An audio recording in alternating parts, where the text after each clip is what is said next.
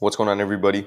In this video, I'm going to be covering how to hire as an online coach, all the way from understanding why we need these roles to how do you attract top talent and my whole onboarding and screening system that I'm going to give to you for completely free. So before we actually dive in, what are some roles that you might hire for your business as an online coach? Well, firstly, you might need someone to manage your DMs or inbox, and these people are generally known as setters. You might need closers that close on your behalf for these offers. You might have your content team that introduces ideation, video scripting, edits, and post content for you on your social media platforms. And client success managers that pretty much make sure that your clients are winning on your behalf on a larger scale. So now that that's covered, let's get into it. Now, for all the coaches out there that think they're the one-man army, why do you need roles in the first place? Why do you need delegation? Well, let's take a story from Elon Musk, for example. Now, you guys know Elon Musk is one of the most successful people on the planet, and he's managed SpaceX, Tesla. And when he started up these companies, he was doing this all by himself. He was managing them, making sure the operations were going smoothly, and he was working close to 100 hours weekly. Now, two things happen here. Number one, he was spending way too much time into the business, not on the business as a bigger skill. And secondly, he burnt out. He came to the realization that he just cannot do this himself. And eventually, the business is just going to halt if he keeps at it. So, Elon Musk did the smart thing. He delegated these tasks. He said, I want to hire people or leaders who outperform me. And this is very key when it comes to delegating in general. He doesn't just want to onboard anyone, not just any setter, any closer, any content management team. He wants to hire people that generally think at the highest level to make sure that he gets the most return on investment. And when it comes to hiring, there's generally three types of people. You're going to have your type A, type B, and type C. Now, starting at the top of the scale, you're going to have type A hirees. These people are people that can think for themselves, are visionaries, think of the business long term, work harder than everyone else, and are just naturally born leaders.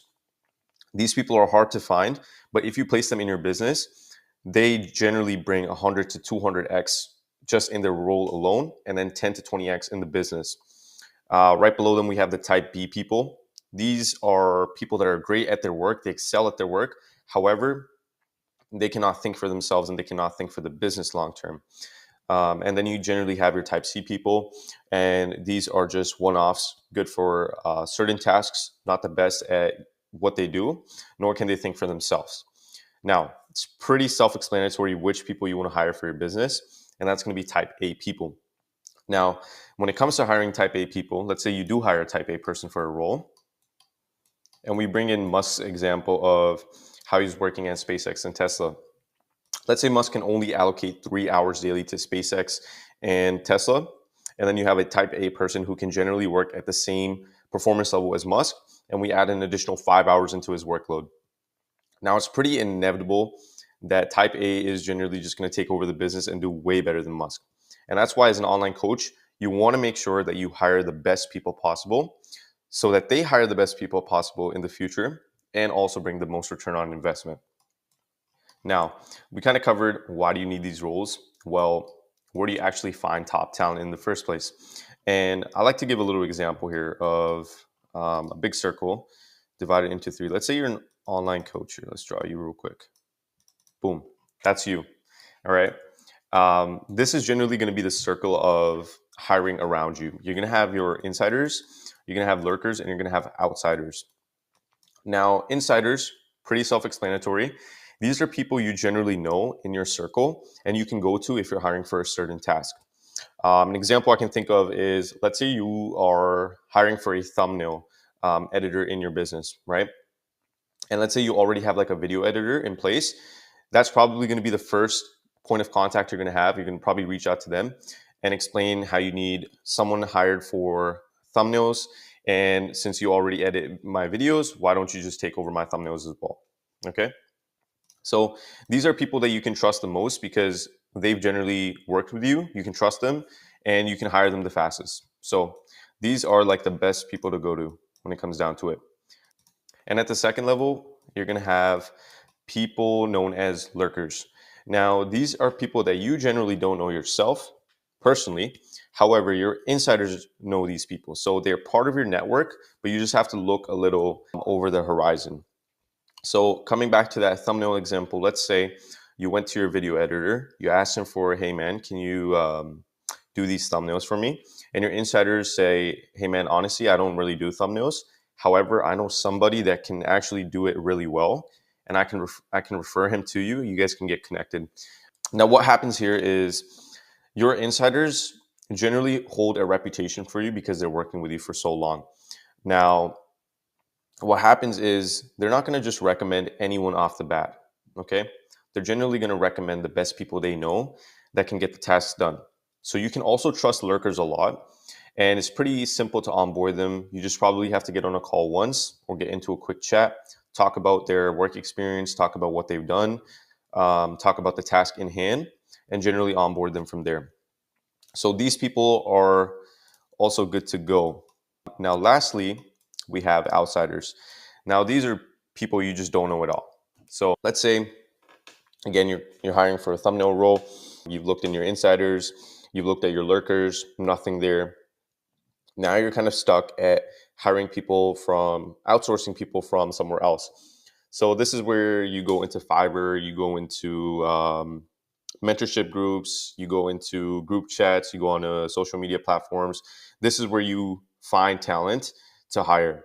And these people are generally harder to screen, make sure that you can trust them because you've never seen them before. You've never seen them work. This is where you're going to be hiring 10 people and you're going to be screening down to 3 and then eventually hiring down to 1. Now, for thumbnails, in all seriousness, you're not going to screen 10 people. You're probably only going to screen like maybe 5. But when it comes to roles like setters and closers, this is where you might hire like 10 people and then work with them for a couple weeks, see if they're good to go, and then finally hire them. So these people are also a good way to onboard and hire for your business. Now that we've kind of covered, why we need these roles, where do you find top talent, what's my exact process of hiring type A people, aka screening. So let's go into this quick example here as well. My process is pretty simple. You want to keep it as simple as possible.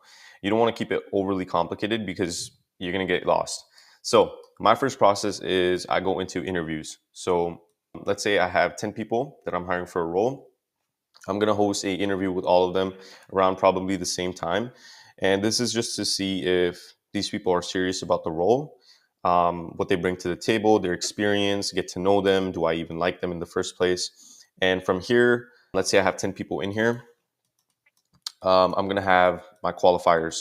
Now, qualifiers are people that actually generally fit the role. They have a good personality. I can see them working with the team environment, and also they look good at what they do. So out of these 10 people, let's say only 3 people qualify. Okay. Now these 3 people qualified. So how do I narrow it down to 1 or 2? What do I do is usually I get second opinions. Second opinions can include maybe your business partner, a manager that you have on the team that can kind of give you second opinions. I usually use AI, and I'm going to link this in the description, a quick prompt that I use on Claude AI, where pretty much I have these 3 personalities of the qualifiers, and I ask Claude specific questions on who he thinks is going to be the best for this role that I'm going to hire for. So I'll link that in the description. You guys can check it out, try it for yourselves. And then let's say from these 3 people, I go ahead and get 2 people that I like. I just kick one off, and we go with the best 2. Now, when it comes to hiring for this role, I generally hire 2 people. The reason being is because I want to make sure that I'm not just hiring 1. I want to make sure I'm hiring 2 in case something happens to the first one or the second one, right? And this is always going to keep you safe. So from getting these 2 people, now we finally onboard them and they're into the business pretty much. They're already working. However, they're not completely hired. And this is key. You want to make sure you don't hire them off the rip. You don't just pay them. You don't just do this. You don't just do that. You want to make sure that they're actually serious about the role and they're actually walking their talk. So let's go over my exact onboarding process as well that I use. Now, when it comes to onboarding, my process is pretty simple. First thing we do is, and this is optional, you get a contract signed. A lot of people like stuff on paper, so this is up to you guys if you guys want to do a contract or not. But first initial step that I do is I make sure that they're onboarded into the Teamspace. Now, Teamspace onboarding is very, very important because you need to make sure that who your hiree that you're hiring is introduced to the team so they know how to get around things, who to go to when they need to do something, and pretty much just get comfortable in the environment. Okay. From there, we're going to make sure that training is laid out for them because let's say even if they're the best at their role, there's always something that they need to learn into your business, which is unique to only you. So this is where I have SOPs laid out, resources for them, video breakdowns. If I hire someone new, I would probably have my personal number to them as well. If they have any questions, they can shoot it to me. Okay. So these are very, very key as well to make sure that they know what to do since from day 1 to day 7, and they literally get comfortable with all the operations. So when it comes to actually performing, they're not stuck at, how do I do this? How do I do that? They know exactly what to do. Okay. After this is very key. This is the most important step. A 2 to 4 week trial period. So as an online coach, when you're hiring for any kind of role, you want to make sure that you're actually trying out who you're working with for at least 2 weeks, up to 4 weeks. This is because you want to identify if they can actually do what this role requires out of them. Now, they might have lied on the interview. They're really good at bluffing. But when it comes to work, this is how you're going to make sure that they can do what they need to do. So a 2 to 4 week trial period is going to be very key. And this is where, we can tie in those 2 people as well. So let's say you hired person number 1, and then you have person number 2. Let's say both these people I'm keeping on a trial period. And for some reason, number 1, the one that was my top pick, just cannot perform at the highest caliber. And I see number 2 is outperforming him by like miles. What I'm going to do is I'm pretty much going to offboard number 1 right as this trial period ends. And I'm going to hire number 2 because he's just performing at a way higher scale. Okay. So this is where you can actually really narrow down who you want to work with. Okay. Then after that, now that we've kind of gotten our number one person that we're going to work with, we want to make sure that we're having weekly calls at least. And this is for, first of all, keeping everyone accountable to make sure that they're hopping on these calls. We're talking about, how did the week go? What are the predictions for the next week? Any updates that we have in the company? And then success management as well, right? You want to make sure that your hirees are actually taken care of very well. And any questions that they have, they can shoot over on the call. You just have a fun interaction with them.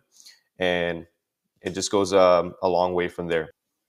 And then from there, guys, they're officially hired. Simple as that. You've hired top-notch talent into your business, and it's time to scale.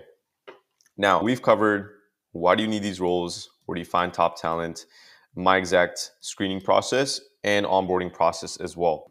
Now, if you are a coach or a creator that's made it this far into the video and you're looking to hire for your business, type A people in specific, or you need people that can think at the highest caliber of operations and handle the back end for you. So 1, bring cash flow into the business, and 2, make sure that you have a coconut dipped with a straw, chilling at the beach. Then we are your guys.